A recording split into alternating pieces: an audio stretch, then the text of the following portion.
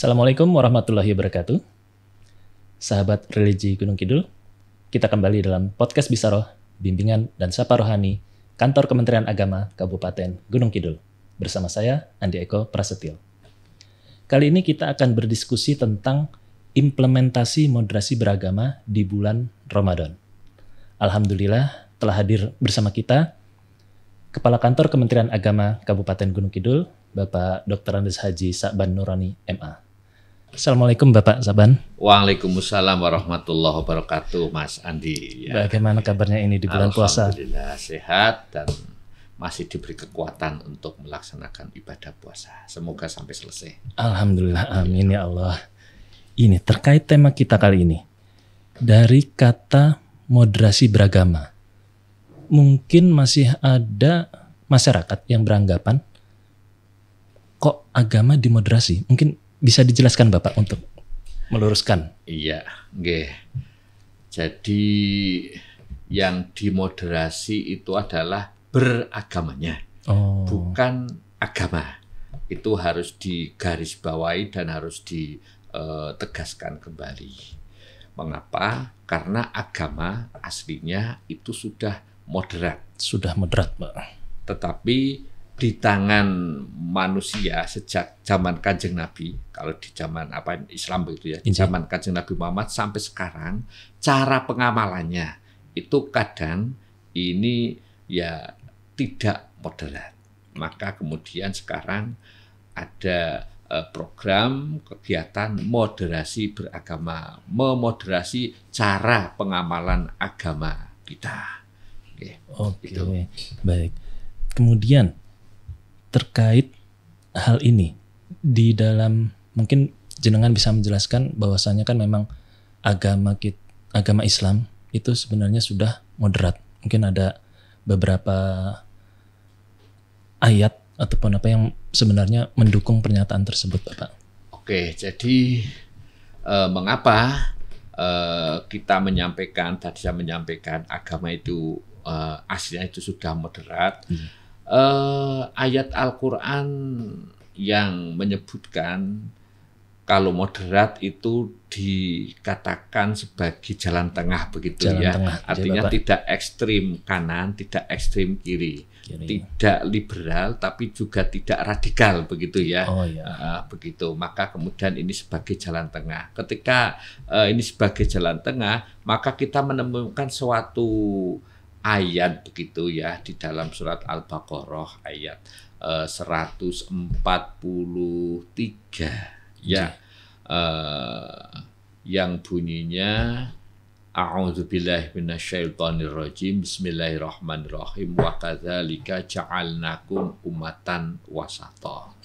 Ini suatu ayat di surat Al-Baqarah yang ini saya yakin suatu keistimewaan di dalam Al-Quran. Karena itu tepat di tengah-tengah surat Al-Baqarah. Di mana kita tahu surat Al-Baqarah itu kan jumlahnya 286. Nah, tengah-tengahnya itu 143. Bunyinya seperti itu. Yang artinya dan demikianlah kami jadikan kalian umat Kanjeng Nabi Muhammad itu sebagai umat yang wasaton. Wasaton itu artinya adalah tengah-tengah, yang adil begitu. Jadi kalau kita mengenal wasit, ini kan sebagai penengah, adil di dalam mengatur permainan sepak bola. Itu kemudian dia harus berdiri di di tengah-tengah, artinya dia berdiri dengan prinsip keadilan. Itu maka kemudian moderat ini diartikan ini sebagai wasatiyah atau wasatoh atau wasat. Kalau kemudian Islam wasatiyah, Islam jalan tengah gitu. Ini tentu saja kok ada yang mengatakan mungkin Islam kok macam-macam, kok Islam saja. Ini kaitannya kan dengan masalah pengamalan begitu ya. Karena dalam pengamalan umat Islam ini kemudian menampilkan berbagai macam variasi. Ini kan ada Islam yang mungkin ya kaku, ada Islam yang kemudian luas begitu ya. Maka kemudian dinilai ini sebagai fenomena sosiologis begitu ya. Jadi cara mengamalkan agama Islam yang tengah-tengah itu Al-Qur'annya. Kalau dalam hadisnya itu jelas khairul umuri awsatuha. Sebaik-baik urusan itu adalah yang tengah-tengah begitu. Artinya yang berprinsip pada keadilan, berprinsip pada keseimbangan, tidak ekstrim begitu ya. Baik, terima kasih Bapak. Kemudian alhamdulillah di bulan Ramadan kita sudah sampai di bulan Ramadan ini dan juga beribadah di bulan Ramadan ini. Kemudian bagaimana kita mengimplementasikan moderasi beragama ini di bulan Ramadan ini? Oke, jadi kalau kita memprogramkan atau menghendaki kita sebagai umat yang moderat, Islam yang wasatiyah, maka prinsipnya itu adalah kita ikhlas menerima perbedaan. Ikhlas menerima perbedaan. Ikhlas menerima perbedaan. Mengapa? Karena kan memang kita itu dilahirkan dari yang berbeda. Ya. Dari bapak ibu kita kan sudah berbeda. Ya. Maka kemudian dalam kehidupan ini ya di mana-mana itu ada perbedaan. Lah saya kaitkan. Jadi moderasi beragama itu harus didasari dengan ikhlas menerima perbedaan. Perbedaan ini sebagai suatu hal yang kita pandang positif. Mengapa? Karena kalau kita itu sama, ini tentunya ya tidak asik lah begitu. Maka ketika berbeda, kemudian kita jadi ya bisa saling melengkapi. Ya, itu kaitannya dengan Ramadan. Kalau prinsipnya kan sama lah ya. Kewajiban berpuasa dalam bulan Ramadan itu jelas sebagai rukun Islam. Ada yang mengatakan ini rukun Islam yang kedua atau yang ketiga atau yang keempat, tapi itu adalah sebagai rukun Islam. Itu kan akidahnya seperti itu. Betul. Kemudian bagaimana cara menjalankan ibadah di bulan Ramadan? Nah, ini sudah mulai ada titik-titik perbedaan. Ya, di Indonesia sangat terasa sekali. Begitu ya. Contoh begitu ya. Kaitannya kita kapan mulai Ramadan? Nah, itu atau kapan mulai dan kapan mengakhiri? Ini kan kemudian ada perbedaan toh ya. Ada yang berdasarkan hisab, ada yang berdasarkan ru'yat begitu. Nah, ini kan sudah perbedaan. Kemudian bagaimana kita melakukan ibadah di bulan Ramadan? Malamnya kan kita sudah menjadi semacam suatu apa ya? Kewajiban begitu ya. Kita melaksanakan sholat taraweh begitu. Lah ketika sholat taraweh ini kita kembali kepada perbedaan. Ada yang meyakini itu 20 rakaat, 3 dengan witir. Ada yang meyakini 8 rakaat, 3 dengan witir. Nah, itu terjadi di masyarakat kita. Itu kan jelas berbeda. Nah, kita akan bisa legowo ketika kita itu mempunyai keikhlasan. Nah, itu. Maka implementasi dari moderasi beragama di bulan Ramadan seperti itu. Karena apa? Karena kalau sudah pada cara pengamalan beragama, ini kita kan sudah masuk pada fikih. Jadi kalau fikih itu kan makna aslinya itu kan al-fahmu. Al-fahmu itu kan pemahaman. Kalau sudah pada pemahaman, maka ini adalah pekerjaan dari akal manusia. Pikiran manusia lah, kalau sudah masuk pada pikiran manusia, satu keluarga saja berbeda antara anak pertama dengan anak kedua. Apalagi kemudian kita berada dalam sebuah keluarga besar umat Islam di Indonesia. Nah, ini maka kemudian peluang untuk berbeda jadi sangat besar. Disinilah kemudian kita harus ikhlas menerima perbedaan. Yang kita lakukan itu adalah mari kita saling menghormati, saling toleransi. Kita benar tanpa menyalahkan orang lain. Kita besar tanpa mengecilkan orang lain. dalam bahasa Jawa itu ya napa jenenge menang tanpa ngasorake. Jadi kita itu bisa menang tanpa mengalahkan orang lain. Kita dalam bahasa Jawa juga ada prinsip ini adalah siti eding begitu ya. Memberi ruang kepada orang yang berbeda dengan kita agar bisa hidup bersama. Kan salah satu indikator moderasi beragama kan toleransi begitu ya. Oke. Itu Pak Mas Andi ya. Berarti sebenarnya tujuan dari moderasi beragama ini adalah menjaga kerukunan di masyarakat ataupun di Indonesia ini secara lebih besar pada umumnya ya. Menjaga persatuan kesatuan kita. Jadi moderasi itu proses. Ji. Hasilnya itu adalah kerukunan, kedamaian, keharmonisan. Ya, ini moderasi itu proses. Artinya kerukunan yang dibangun dengan semangat moderasi itu akan lebih langgeng.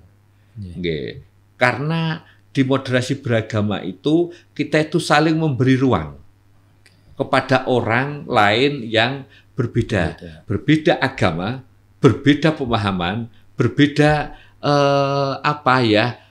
fikihnya begitu ya.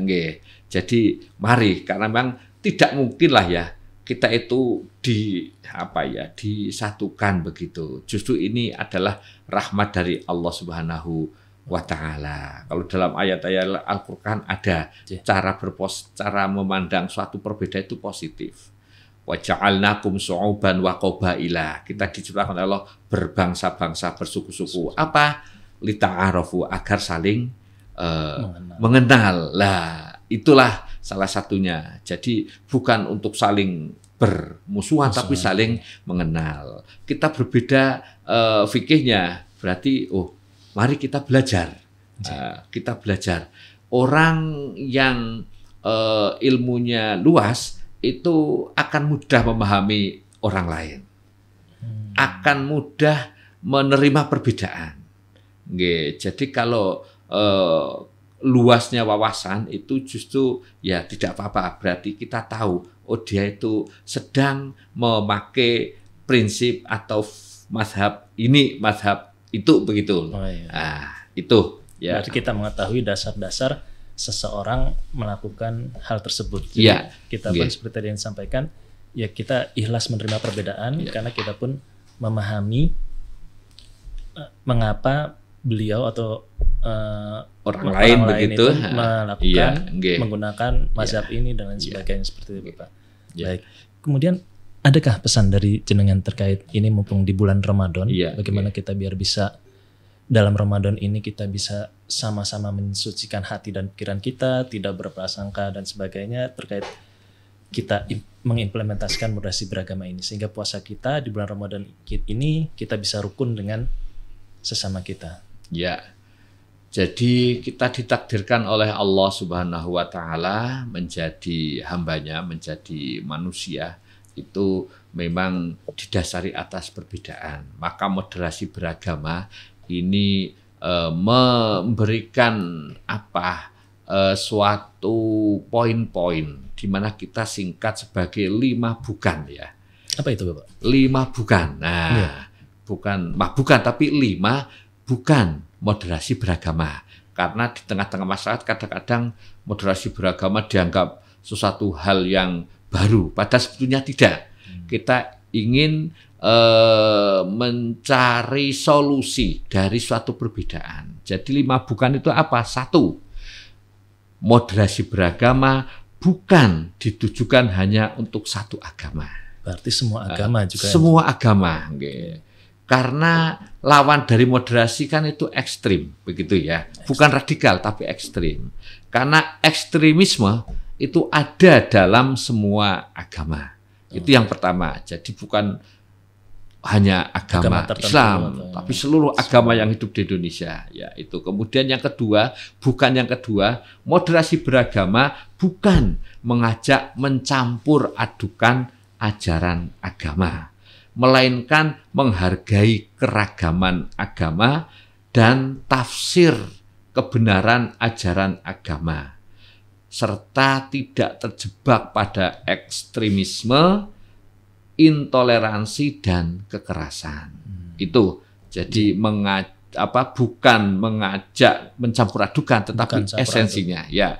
Kemudian yang kelima, bukan yang kelima adalah moderasi beragama, bukan moderasi agama tadi di awal. Oke.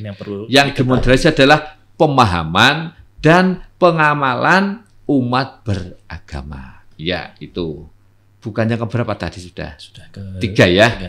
Yang keempat, moderasi beragama bukan upaya menjauhkan umat dari ajaran agamanya, justru mengintegrasikan nilai-nilai esensi agama.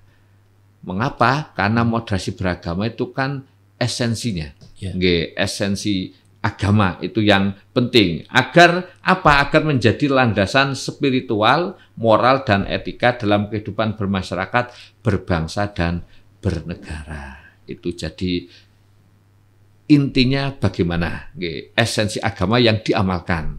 Bukan pada casingnya, bukan pada formalnya.